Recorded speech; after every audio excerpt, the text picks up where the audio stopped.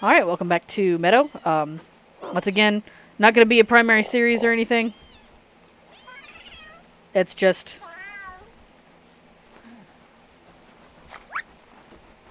Yeah, it's just, I needed an easy game so I could talk. Oh, okay. Well, goodbye then. Where's my sad goodbye? There it is. Bye-bye. You said you had to go, so, you know, go. I'm not sure this group knows what they're doing. Oh, there we go. Okay. Oh, does the wolf have to leave too?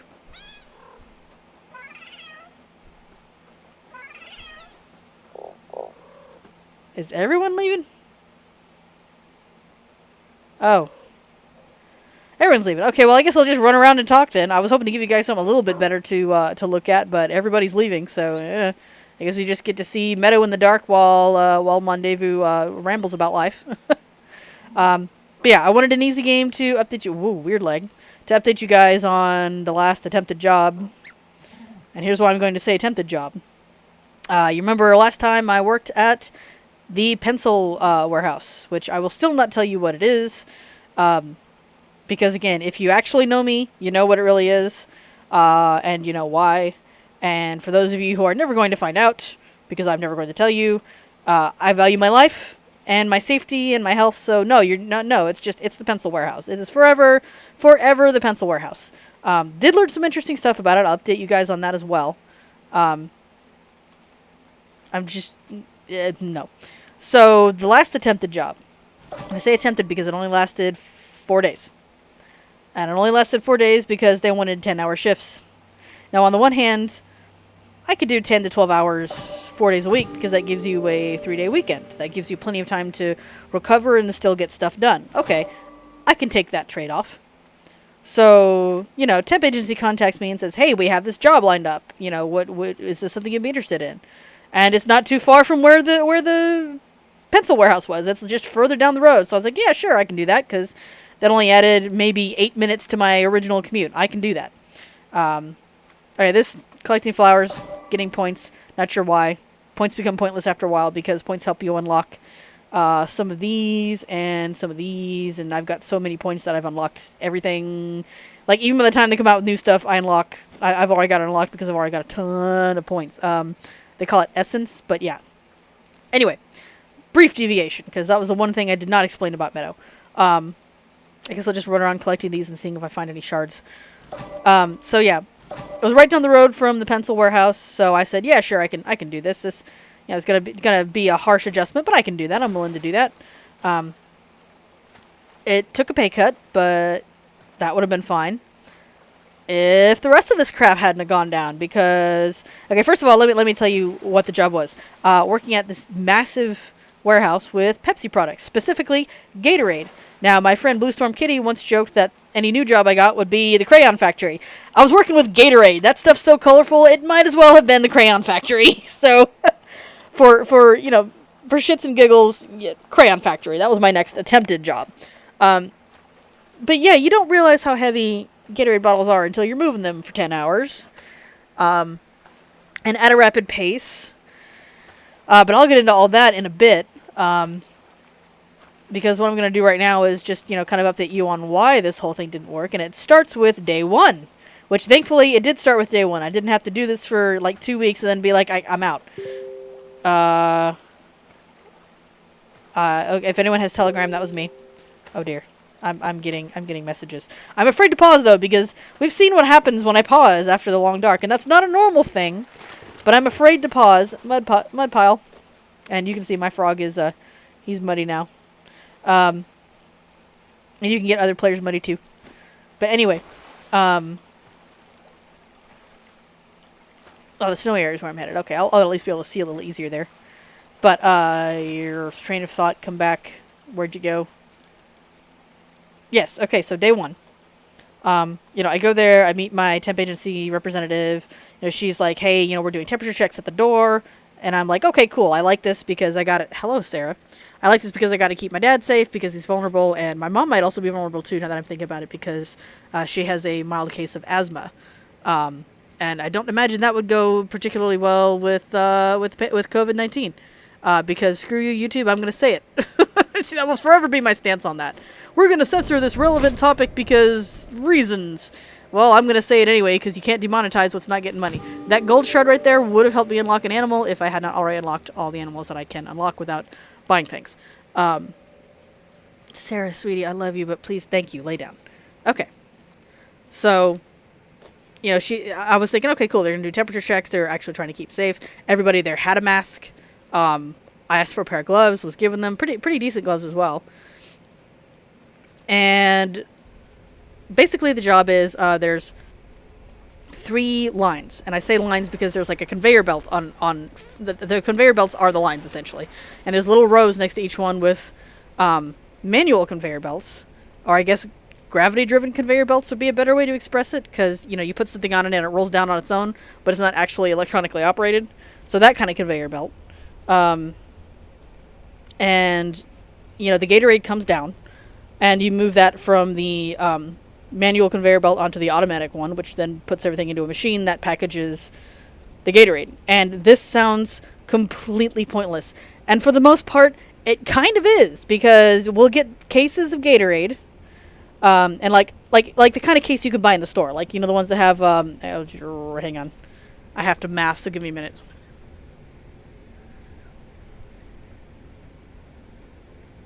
24. So like little 24 cases, or at least one of them is 24 cases. The other one is less, and I'm not gonna sit there and try to count again because it's late. I'm tired, and I got other stuff to update y'all on. So, it's you get the 12 count and it rolls down to you, but it's all like one flavor, and they have, of those manual conveyors, they have 2 lines of each, for each flavor, because one person at one line will put like a row of 4 in, of say blue, because I don't know all the Gatorade flavors. So blue. The next person will put in the second row of blue, and then the next person down the line has the next color. So let's say it's green. That person will put green on. The next person will put green on, and the other 2 will put on like red or a different kind of blue or purple or orange or something else. However, it is that the order for the for the Gatorade pack goes, and like, if we weren't changing the flavors, I would say it was completely pointless, because it was borderline pointless, because here we are given these, 24 count, that's what it was, these 24 count Gatorade packs, and we're making 24 count Gatorade packs, and it's just like, why can't y'all just, because apparently, we gotta do things the weird way. So that's essentially what I was doing, and on the first day, I was in so much pain. Like, you do not realize. And they were not, these weren't the big Gatorade bottles either. Like, these weren't those, like, fat Gatorade bottles. They were, like, an average-sized Gatorade bottle. But when you have to lift 4 of them up at a time and put them on a conveyor belt, and you're doing the back and forth and the twisting motion, I'm making gestures as though y'all could see me. I'm an idiot. But you're doing back and forth with the twisting motion on a concrete floor for 10 hours. Yeah, your hands are gonna hurt, your back's gonna hurt, your feet are gonna hurt. Like, I got a knot in my finger. Like, you get a knot in your muscles and you're just like, oh geez, that kind of sucks. I got one in my finger. I've never had that happen before. I got a knot in my freaking finger. So that happened. I don't think I'm gonna find any crystals. Plus, I don't think anybody's on anymore. I think they all yeeted. Oh yeah, there's like a small handful of people at best. Oh well. But they wouldn't move. They wouldn't do anything. They were just sitting there. So, anyhow. So yeah, you do that for 10 hours a day. Your hand is going to hurt. It was so painful by the end of the day that, like, I was in tears. I was crying. Like, this shit hurt. This hurt. And, that's what you do. And the only difference between the line that I was on that day and the line that I was on the other day is a 4 count versus a 3 count. And I say 4 count versus 3 count because average Gatorade bottle versus those slightly smaller Gatorade bottles that only come in like instead of a row of 4 6 times, you got a row of 3 6 times. Like, those were the others. That was the other stuff. I'm just kind of wandering all over the place while I talk. So yeah, that was what was happening, and like it was so much easier to do the 3 count because they're lighter bottles. They're not as much. You can kind of switch your hands out a bit based on which one's grabbing 2 at a time and which one's just grabbing the 1, and it was so much easier on me. And then the last 2 days, I had to lift whole cases of Gatorade. Like they would just send the whole case down the line. We wouldn't unpack it from the plastic, and then we would put it on the conveyor belt, also that the machine could slap a label on it. Yeah, did that for the last 2 days of the job. That was definitely the most pointless crap ever. Ever. And don't get me wrong, I'm sure there's some specific reason, some way that it's supposedly more efficient, and somehow it works. But it felt like the most pointless thing, and I tell you what, man, I have not had blisters in years. I got blisters from doing this crap. Like, that's how bad this got, man. Just, ugh. And then on the last day, we were there for 12 hours. 12 freaking hours. So, now that you know what I was doing at the crayon factory over here, let me tell you why it was only a 4-day job. So I meet my Ronstadt representative at the door.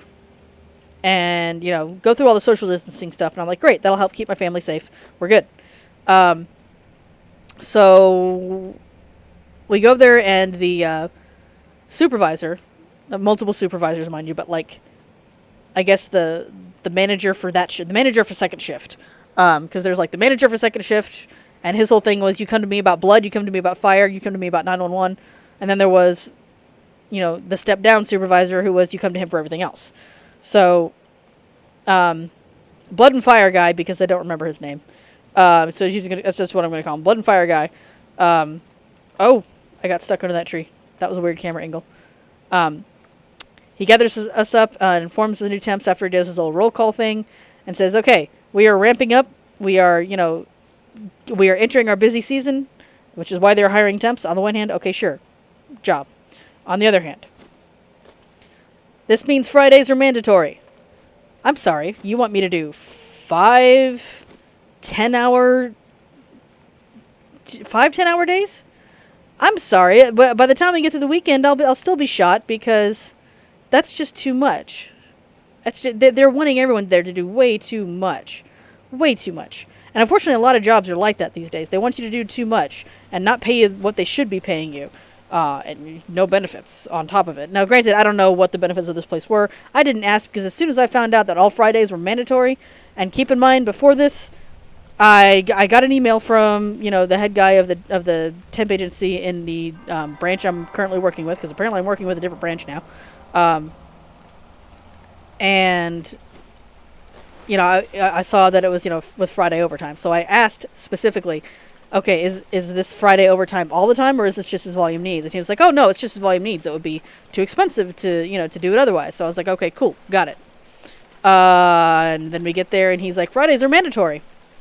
So I immediately turned to my representative, and I said, this is not the job for me. I refuse to do that. I can't do that. I don't have the mental or physical or emotional stamina for that kind of a job. And don't get me wrong, I'm in a unique position. Like, I'm in a very unique position in life, where I've got a bunch of people that are able to help me out. I know that's not going to last. So if I had already been on my own, I would have just had to suck it up, which wouldn't have lasted anyway, because I wouldn't have had the stamina for it. I wouldn't have had the time that I needed to properly care for my cats. My cats don't just need food and vet visits and water and their boxes cleaned. They need legit social time with me, and I wouldn't have been able to give them much of that, and still had time to myself to de-stress if I was working this job. And that's just with the cats. That's just if I was on my own with the cats. So, no. But, I'm in a unique position, so, normally, yes, I would absolutely have to suck it up while I looked for another job. And, still on the job hunt now. But I had to take the last couple of days to recover, because that's how worn out I was. So I turned to my representative, and I said, this is not the job for me. I was told that Fridays would not be mandatory, but just as volume needs, if every Friday is going to be mandatory, I cannot do this, and I will not do this. So she said, okay, let me go ahead and, talk to him to get this cleared up. And I was like, okay, cool. So he goes and talks to Blood and Fire Guy. Or she goes and talks to Blood and Fire Guy, sorry. And he confirms that, yeah, Fridays are mandatory. This is the job that you're doing. That's what's going on. So she comes back to me and repeats that. And I said, okay, well, then this is just not the job for me. And so she's like, okay, well, can you at least, finish out the week? Because one of the things she warned us about, because a lot of people walked out of this job, and I get exactly why they have. I would have walked out too if I was younger and dumber, was, don't walk out on the job, because then I can't help you look for more. Because that's what a temp agency is there for. Like regardless of the kind of crap you might get from them, a temp agency is there specifically for, I think that's a den. Let's go investigate. A temp agency is there specifically to help you find a job. That is what temp agencies are for. Even if all you ever do is find temporary work, hey, my mom was a temp for 10 years at the same place. That might be uncommon these days, but still, it's hard, but you can survive off being a temp. But you gotta maintain your professional reputation, because if you don't, then these companies can't work with you anymore. And that's one of the first things she said to all of us was, hey, don't just walk out on the job, because then I have to put that in your file, and then I can't help you find a job anymore, because you've destroyed your credibility, and Ronstadt just doesn't work with that. And it's like, yeah, okay, cool. So I agreed to finish out the week, and boy was it rough. But I did agree to finish out the week, and I finished out my week. Parted with XPO on good terms. I don't have any problem saying that one, because there's Crayon Factory, XPO, just same thing, because Gatorade, working with Pepsi products. I didn't know Gatorade was a Pepsi product. Also, apparently those little bottled Starbucks Frappuccinos are a Pepsi product, because I saw one of the forklift drivers driving by with 2 whole pallets of the stuff. So, okay then. This is news to me. But hey. Anyway. Can you, oh geez, cat, can you please just not snot on me? How did it get lighter when it's raining? Why? It's nighttime. I mean, I don't mind the sun. I ain't gonna complain if the sun comes out, because I would like to be able to see better. But hey, anyway. So, I agreed to finish out the week, and so I left with good credibility with Ronstadt and on good terms with XPO. And it's funny because the supervisor, not Blood and Fire guy, the supervisor was like, is there anything we can, convince you to do to stay? Because, we value your hard work, and, you put in a good bit here. I could give you something lighter to do. And I was just like, look, no, man, I don't have the stamina for this. I appreciate the offer, but no. And you have to use, the professional lingo when you're dealing with these people as well, because, and again, you have to maintain your professional reputation, or you're shooting yourself in the foot in the long run. So that's what I had to do. I had to maintain my professional reputation, so I finished out the week. I will not ever go back to XPO. Now, XPO doesn't only deal with, just the Pepsi products. There is another warehouse in my state that deals with candy. And on the one hand, that's definitely lighter work. And, the cool thing that I heard from one of the employees at the location I was at was, hey, if you work there, they'll actually send you home with candy on occasion. And I'm like, oh, that's really cool. Problem is, that's like an hour drive for me, and no, I am not making that commute again. I did that with Godiva. I ain't doing it. I ain't doing it again. It's no. Especially not right now. So this is the cave? Huh, that's weird, because it legit looks like a cave. Or like a little den, but it's clearly not. Huh, okay. Alright, oh. I can't tell what direction I'm facing. I'm too small. But yeah, they wanted way too much of us, and they kept emphasizing, I started Tuesday. I did Wednesday, Thursday, Friday after that. For Wednesday, Thursday, and Friday. Hey, I'm giving y'all 24 hours notice. For babysitters and whoever that needs to watch your kids or whatever. That we have to finish this product. We have to get it out. We will be here later than 3, because the shift was like 4:30 to 3, and it's 10 hours by the time you take out breaks. Because we usually got for the time I was there, we got your typical 30-minute lunch, which I honestly think is ridiculous, but whatever. I've always thought the 30-minute lunch was a ridiculous restriction, but that's besides the point. Anyway, your typical 30-minute lunch, and then, because the hours were longer, he would also typically, that was the cave. Okay. He would also typically give us, either another break that was 20 minutes, or, sometimes another one that was 30 minutes. And I saw both, during my time there. And it was always great to have that second break, because man, did you ever need it. And the reason he would do that was because this way it wasn't, Here's your 15-minute break, which is going to take you part of that just to get to the break room, or any place that you can sit down and be comfortable, really. And, do that, have a lunch, and then do that again. Or let's just lump them together and give you 2 30-minute breaks, which is basically what he would do. So that little bit I appreciated. But yeah, it's just, that was all you got in a 10-hour period. But, by the time you take out those 2 30 minutes, it becomes a 10-hour shift and not an 11-hour shift. But yeah, it's just, they wanted us to do way too much. And these poor people that I was working with, they had to go back on Saturday because we didn't quite get to complete what we were trying to do on Friday because the machines kept breaking down. And, on the one hand, I understood where one girl was coming, where she was explaining it as to why we had to stay and push.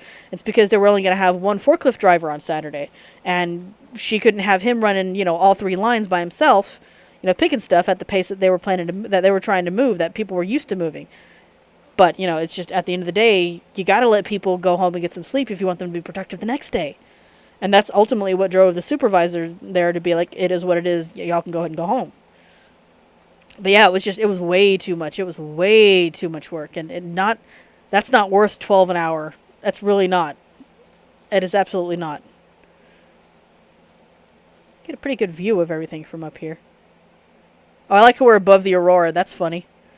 I guess I'll go that away.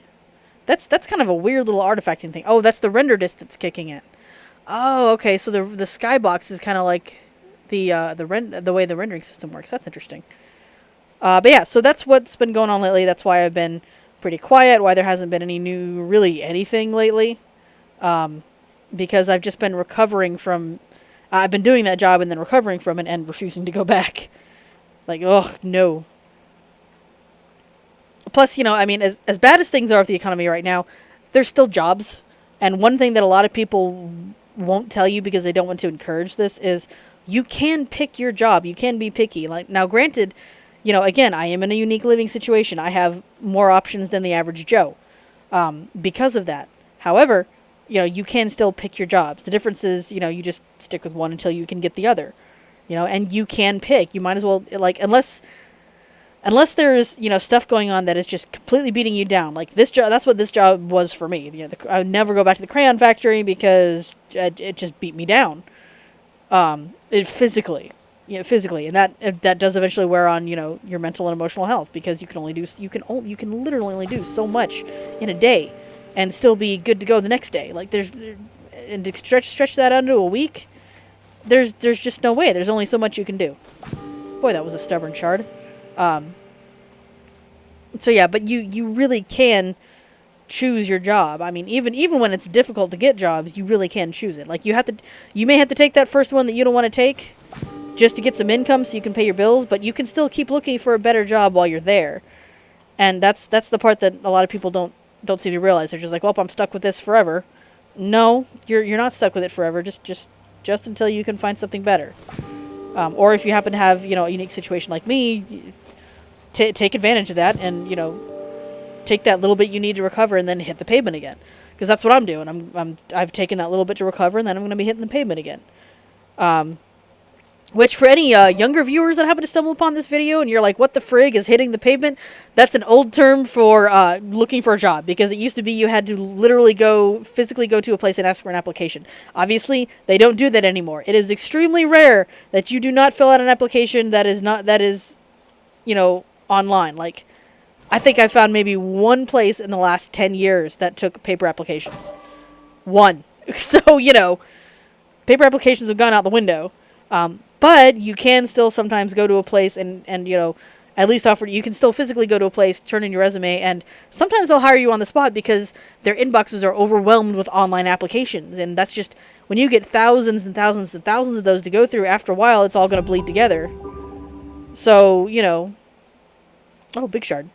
So, yeah, if you're that one person that pops in physically with your resume, they might just be like, yeah, sure, come work for us. That's how Mom got one of her jobs. Now, granted, she didn't keep that one, but that's because of completely different reasons. It was because of a ridiculous amount of stupid drama that happened. And, again, there's only so much anybody can take. I quit bosses. I don't quit jobs. Like, Godiva was working decently for me, except the fact that I had crappy people I was working with, and one of them was the assistant manager. And I will just freely say the assistant manager. He put the ass in assistant manager. That is broken. Oh no, it's not. Okay, I thought that was broken for a moment. I forgot that was there. Oh geez, I don't know if I've talked about any of my Godiva experiences on my YouTube channel. I really should, because I've got plenty of them. Some of them I just don't want to talk about because I don't like it. It's just negative memories, and I don't want to sit here and fume and be mad while I'm gaming and talking to y'all. But I might as well share some stories. I've had enough distance for most of it, and I think some of it I have gone over. Actually, I'm pretty sure I have gone over some of it just because I know that I was making videos back then, just not a lot.